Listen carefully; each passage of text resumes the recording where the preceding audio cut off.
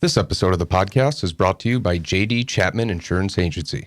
Are you an aspiring business owner or entrepreneur looking to be part of New York's multi-billion-dollar cannabis industry? If so, the decisions you make in these early stages are imperative to your future success. And I'll tell you from personal experience that you will face risk on a daily basis. So it's important to have a comprehensive insurance program in place with a trusted, reliable partner.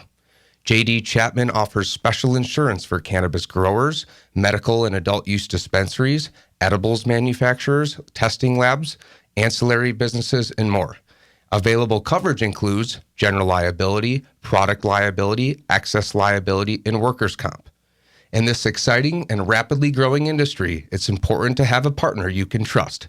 Contact J.D. Chapman today at 315-986-4062 for all your cannabis insurance needs. J.D. Chapman, from seed to sale, they have you covered. The views and opinions expressed on this show belong solely to the hosts and their guests and do not reflect the views of any outside institutions unless explicitly stated.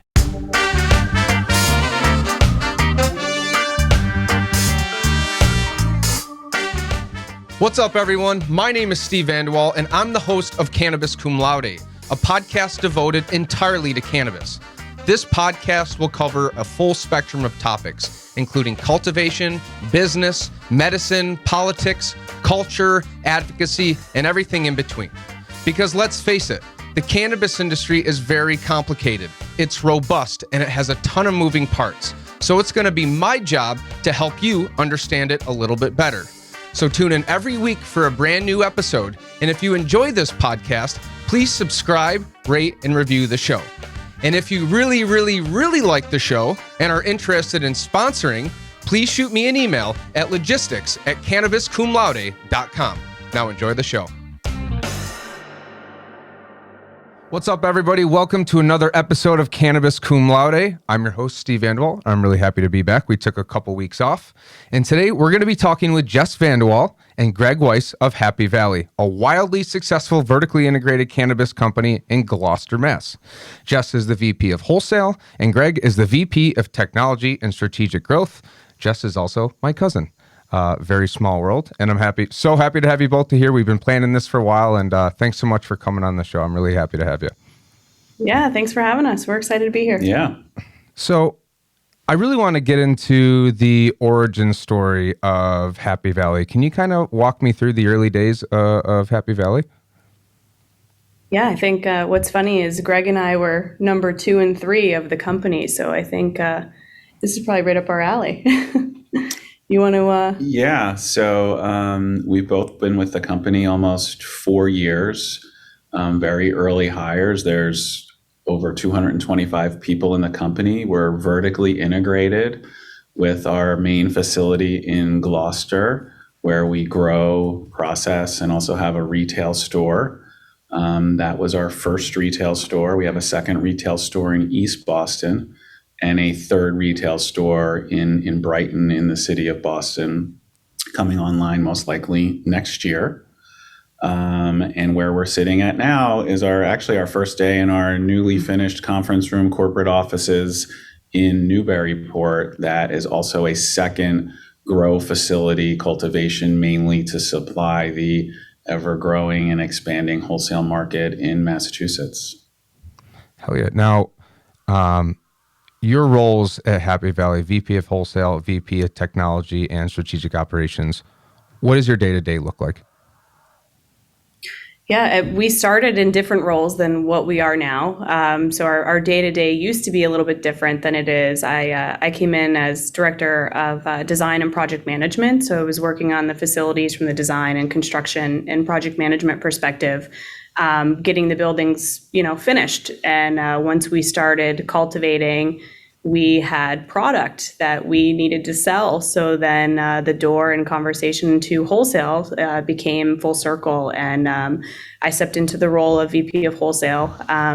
Being a new company in an industry that no one knows your name is a challenge to start out of the gate, creating the brand for yourself, getting your name out there in every way you can. And the most important thing was meeting as many people as I could. We've created the Happy Valley Wholesale division from scratch. And now today, we're in roughly about 55 stores across the Commonwealth of Massachusetts. Wow. In a variety of capacity. If people don't carry every SKU that we offer, but some do. And we have a full suite of products in many operator stores and then also in our own stores. Wow. My day-to-day, wow, that seems like a trick question. Much like Jessica and us both being early hires, we're a startup, got to wear many, many hats. So my primary role when we started, and still is today, is technology and really vetting all the different technology providers that it takes to run cultivation, that it takes to run retail, everything. And pretty much every technology provider in the cannabis industry is also a startup and trying to get funded, a startup of maybe 2 years or 5 or 6 years. So my day-to-day in the beginning, before stores were open, was really focused on finding the right technology partners. About a year before we opened our first retail store, we realized we needed a marketing department. So my and strategic growth today, prior to a couple of months ago, was marketing. So over the last year and a half or so, my focus was really building out the marketing department, which we now have a director of marketing and some support and social media manager and everything that it takes to run a marketing department. So my day-to-day as of today is focused on technology and growth. And, strategically, where are we going to be a year, 2 years, 3 years from now? Looking at New York, looking at other markets, how can we really elevate our brand outside of Massachusetts through thought leadership and articles and strategic partners and hopefully in the future acquisitions and things like that. Wow. And you guys, it's been 4 years since you've been? Yeah, it feels much longer than growth. 4. I think it feels way longer than 4. It moves, things move. So, everybody says how fast things move in the cannabis industry. And that's absolutely true. I think things move faster at Happy Valley because we just have, a lot of people, especially in the leadership team, who we just want to get shit done. Yep. We want to move fast. We have to move fast because we know other people are moving fast. Yeah. Right. It's highly competitive, it's fast, and it's ever changing. I just don't know of any other market or industry that is like that. It's, you have to be almost sprinting all hours of the day because there's 100 other people behind you doing and chasing the same thing. Yeah, and coming to market with new SKUs is definitely a piece to that too. Everybody wants to be the first person to the market with a new SKU, but many operators are often aligned with their idea of what those SKUs are, what they look like, and what direction we want to take them in. Well, leads me into my next question about, consumer trends then and now. We all think of, especially as a new market, flower, edibles, pre-rolls as things that people generally want, in a new market. What have you seen in terms of consumer trends when you first started and how have they changed over the years? Yeah, I think, initially when we first started talking about wholesale and just the ground in general in the Commonwealth and what that looked like, we were all under the impression that pre-rolls were a nice add-on category, right? That, it was something good to have, but people want to roll their own joints and they want to have eights. We learned very quickly that the pre-roll market in Massachusetts is joint season all year round. Obviously, in the warmer months, you have a larger volume, but the sell through on pre-rolls and what we thought it was going to be to where it actually is was really surprising to all of us. And the Commonwealth, every other market across the United States is much slower moving with pre-roll SKUs, and Massachusetts just has a really high velocity of that. Yeah, and just to piggyback on the pre-roll, one of our locations is pretty much right across the road from Logan Airport. Mm-hmm. Prior to me relocating from Colorado to Massachusetts, and traveling sometimes twice a month as it got closer to store opening, my first stop before we were opening was hit the closest dispensary, grab some pre-rolls for my weekday. And I think a lot of people that travel really gravitate towards pre-rolls. Super easy. Yeah. Just need a lighter and go. We're Yeah, in even the if era I of convenience, you know. Yeah, even if I stop into a wholesale customer just to check in at any time, it's, I always find myself walking out with pre-rolls because it's nice to, see what they're growing or what they have and try variety, but then also it's quick. Yeah. I love pre-rolls. I even like buying, cones and the raw cones for my personal stash. I'm not an excellent roller, and these make it quick, easy. You can roll a couple if you're going to a concert. I mean, the pre-roll market here in this, this kind of pop-up gray area where we are at in Rochester is huge. I mean, everyone loves pre-rolls. Everyone's trying to do it. You're starting to see companies that are little businesses that are just doing pre-rolling for, drop a unit off, we'll roll it up for you for a buck of pre-roll. So you're already starting to see people recognize these trends, kind of in anticipation for the real McCoy market. But one thing that I'm noticing in New York, and I'm sure this is common in all emerging markets, is you're starting to see a lot of brands and businesses come to the surface, but for the most part here, a lot of them kind of look and sound and act the same. It almost looks like sometimes you see, it's all one brand, but they're all kind of the cartoony, just kind of all very similarly branded and undifferentiated.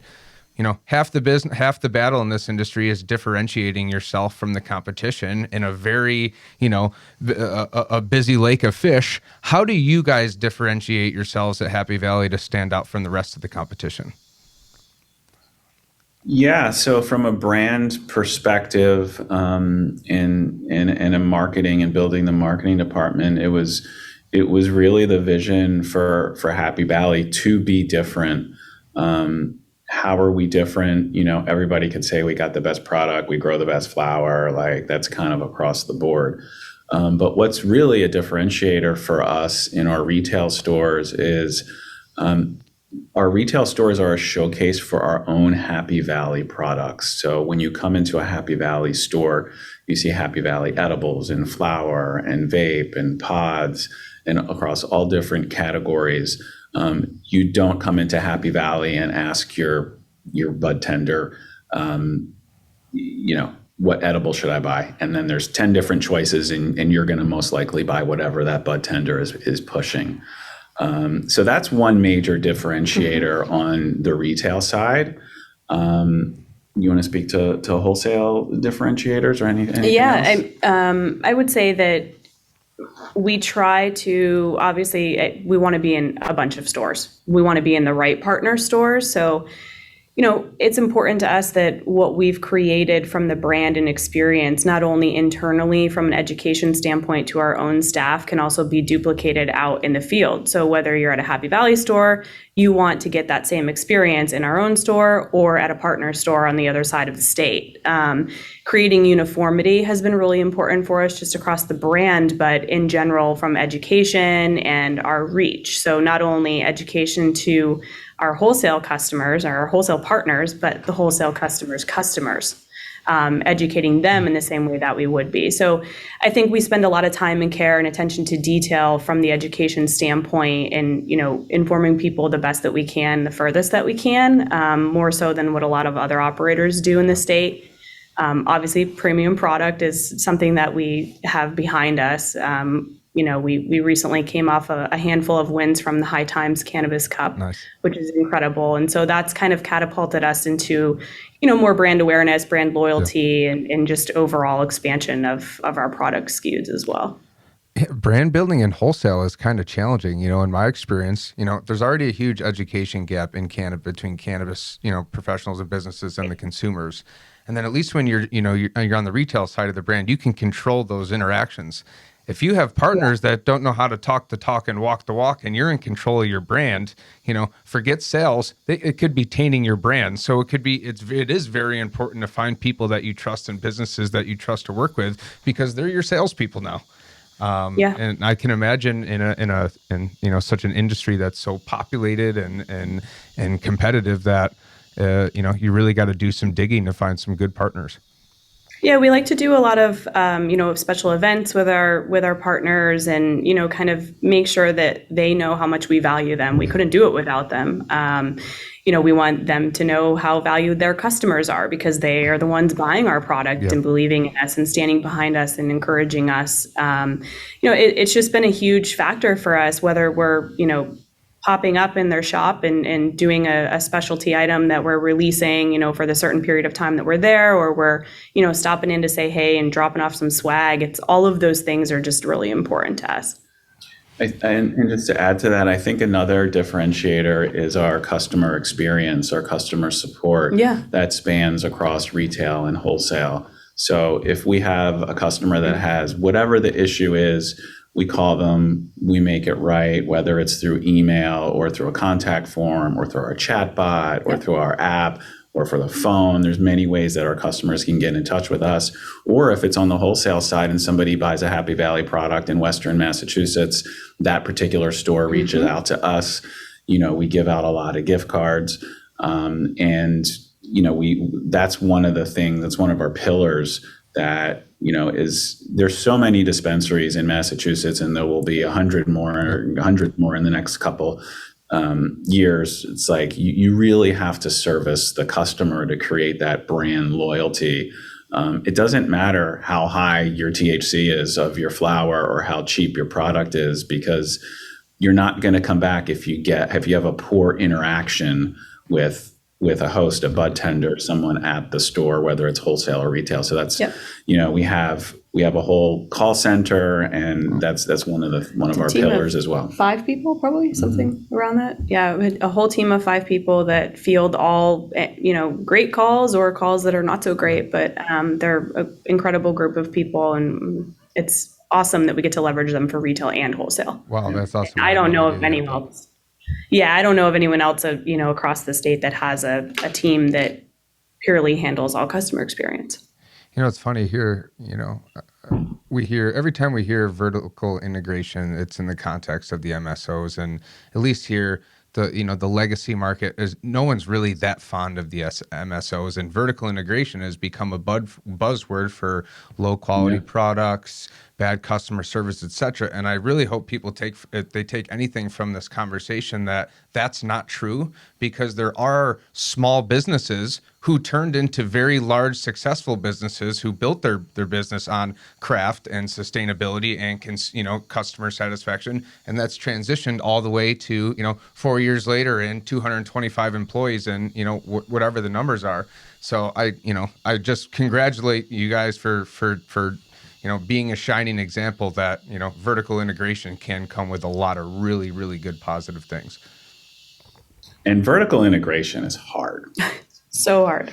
Right? I mean, you're an agricultural company, you're a consumer packaged goods company, you're a retail store, wholesale. You're wholesale, you're a kitchen and a lab. Like, it's all wrapped into one, and it's hard. And just seeing it evolve from the beginning to where we are, it's fulfilling to see that we've been able to do what's really, really hard.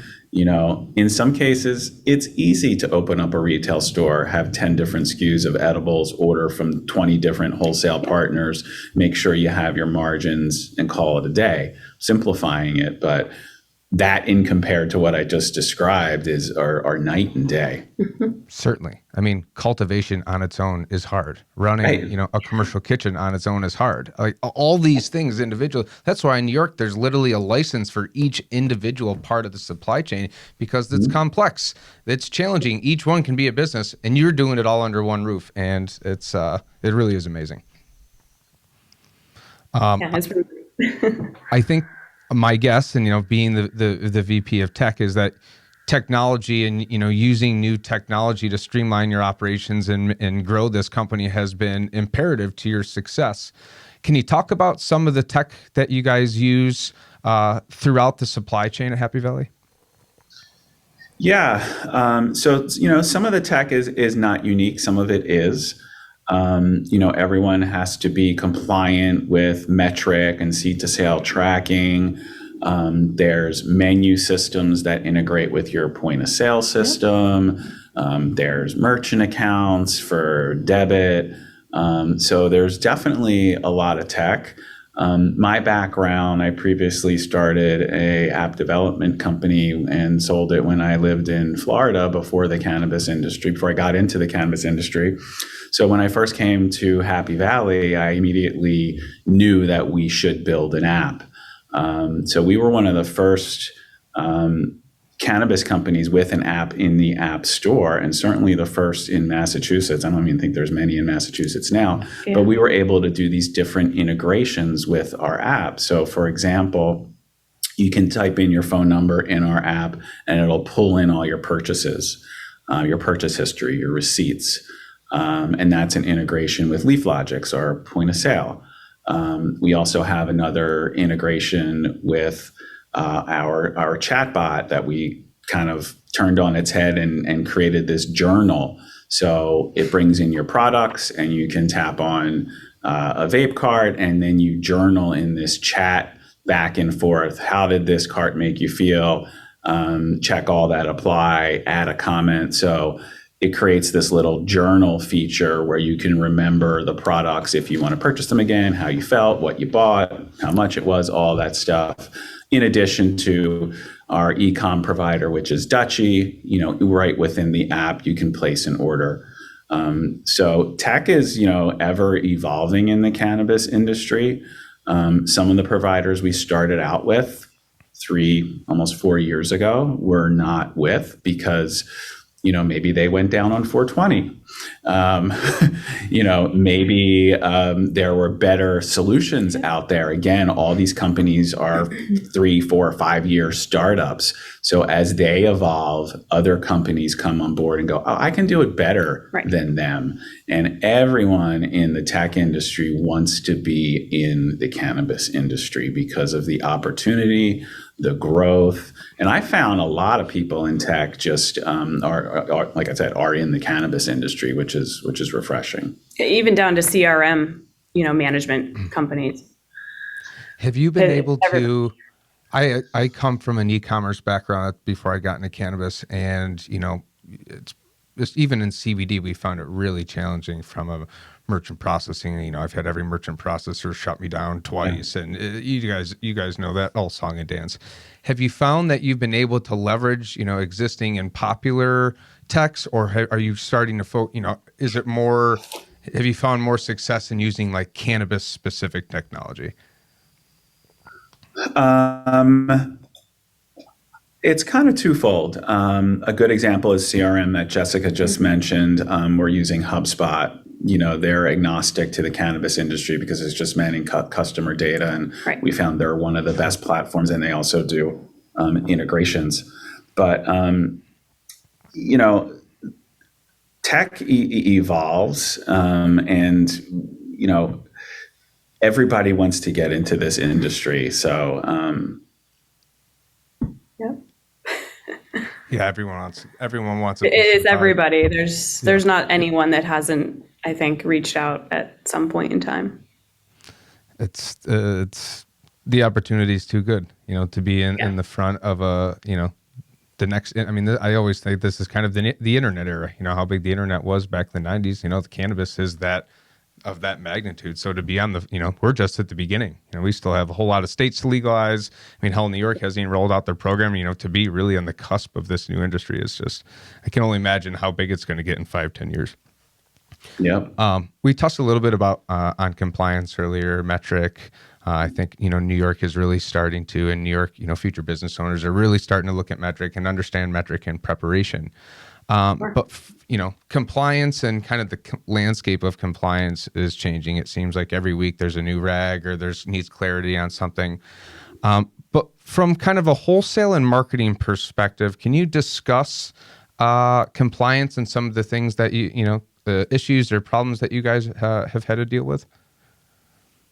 Yeah, definitely. I think, from the wholesale side of things, there's a handful of items that relate to that, out to customer sampling. We can only, if we're trying to get a customer to bring on a new SKU that we've released, the best course of action is to provide samples for their staff to try. Your biggest sellers are the bud tenders.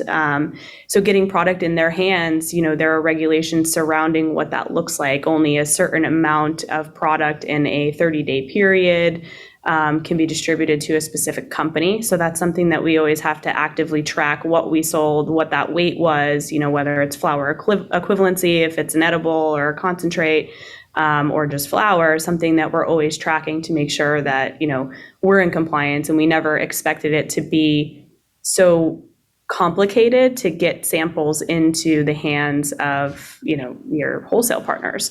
So there's that, obviously typical delivery, surrounding wholesale as far as, having to build out your vehicle. If you do your own deliveries or you use a third party transporter, we have our own fleet of vehicles. So we do deliver, and we have a director of security who has taken the reins on fitting out all of the vehicles appropriately and into compliance. So we have, reliable vehicles that we're on the road with every day doing deliveries, whether that's between our own store to East Boston or out, all over the state, running orders for people. So that's been a nice piece that, we have internal that we don't have to outsource. And a lot of compliance pieces to that are just important for us to always stay on track of, including the GPS tracking that, gives the ability for us to see where our team is from a safety standpoint. And, one thing that I think has been interesting, from the wholesale side of things in the last probably a week or two ago that we heard, vertical operators up until this point have been the ones that have been allowed to have a medical license in their retail store. Now there is discussion that potentially, possibly, you don't have to be vertical to get your medical license. So that's great because we make a line of products that are 400 milligram for our patients, and we've been able to sell them only to our, medical license wholesale partners, which is very limited because there's not many verticals or operators that have the medical license. So fingers crossed that moves through, because I think that, allows the expansion of patients and outreach in the Commonwealth that we haven't currently had in the capacity that we'd like with the products that we're able to provide. So that's something exciting we're keeping our eye on. I think we're all kind of hopeful for that. Is that, a piece of policy that's moving right now? What exactly does that look like? It's been talked about in some of the recent meetings, and it's just something that our head of compliance is kind of tracking for us to see where it falls when it flushes out.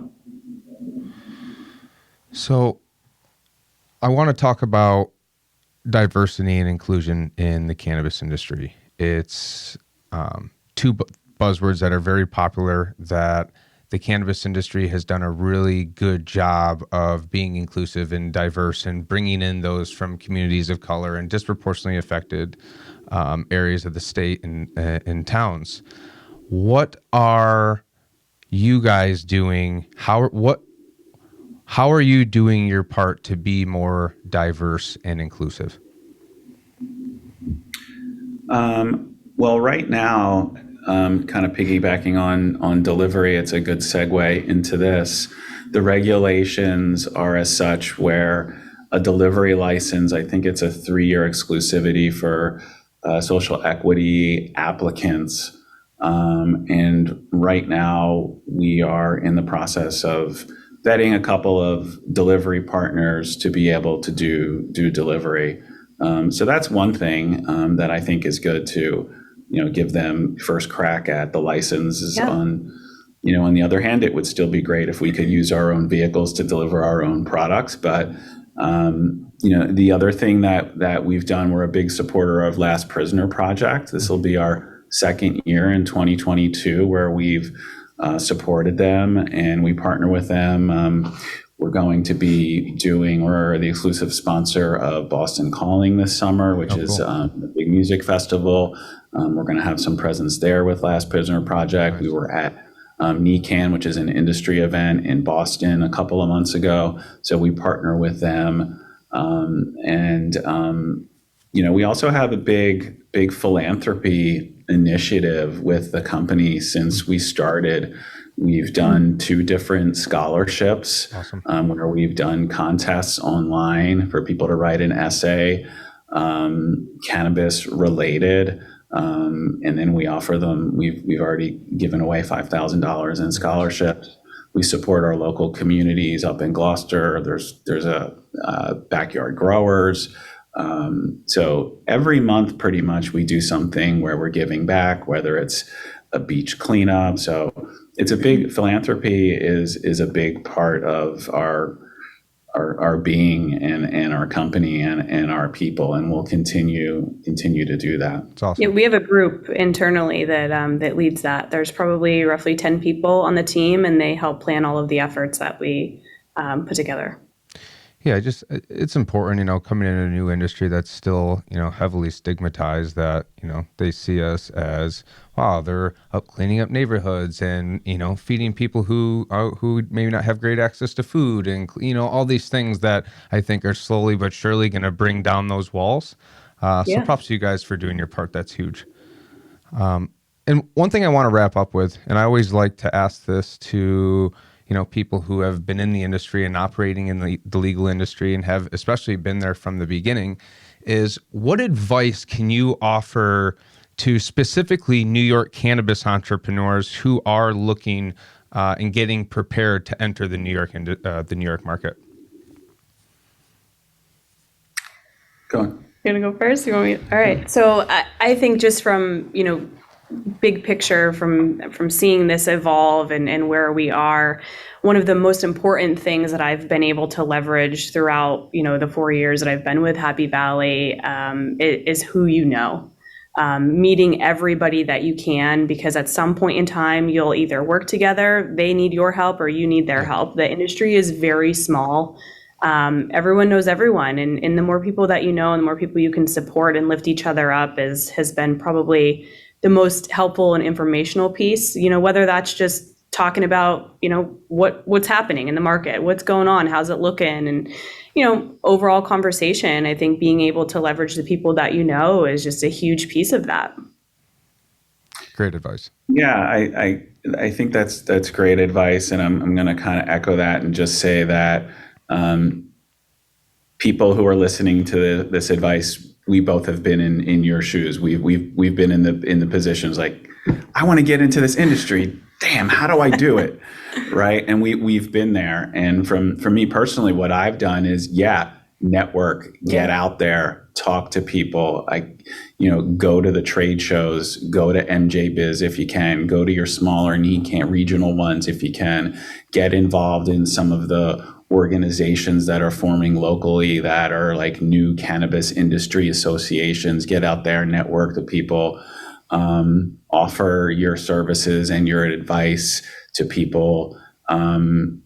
I have a software background, but that isn't necessarily directly related to cannabis, but now it is, because there's all this technology that we need to run the cannabis, our stores and our cultivation and things like that. But just getting involved, whether it's you're in a state and medical's on the ballot. I used to live in Florida, and I got involved in United for Care with Amendment 2, and that's how Florida passed medical. And I met so many people from just getting involved and networking. And I got this job because I had a friend who I met. He actually does one of the very first cannabis podcasts called Canna Insider. Okay. Matt, he's the OG of cannabis podcasting. Really? And I met Matt through going to his website, filling out a contact form, having a conversation with him. He lived in Boulder at the time. Matt, I hope you're listening. And I flew out to Boulder, spent a day or two. Matt introduced me to a bunch of people. Matt also introduced me to Michael Riordan, who's our CEO of Happy Valley. That's how I ended up here. Wow. So an intro through an intro through an intro is how I'm here. It's oftentimes how it works. It's not, not about what you know. It's about who you know. It really is. So thank you both so much for coming on the show today. congratulations on your tremendous success. I mean, I think, from a New Yorker anxiously watching our neighbors, you're a shining example of what I think every cannabis business should aspire to be, starting small and, seeing the success that you guys have had. And it's huge because it's very, very, very difficult. It's very difficult to be good at one thing, and it's especially difficult to be good at everything. And you guys are doing it. So props to you. I'm really excited to watch you guys continue to grow and expand, and I hope you'll come on again and kind of just keep us updated. I know my audience will really enjoy the show, so thanks again for taking your time and sitting down. Thank you. I do appreciate Thanks for having us, Steve. Yeah. Well, guys, this has been another episode of Cannabis Cum Laude. We'll see you next week. Thanks to our friends here at Rockbox Recording and Production in Rochester, New York. They are a full professional podcast and video studio designed by a radio guy for podcasters. Audio, video, voiceovers, editing, whatever. Mouth off at Rockbox at rockbox.com. You can follow Cannabis Cum Laude on LinkedIn and all other social media platforms, as well as Cannabis. And if you'd like to help support the show, search up Cannabis Cum Laude on Patreon. And of course, all of those links are in the show notes. Thanks for watching and listening.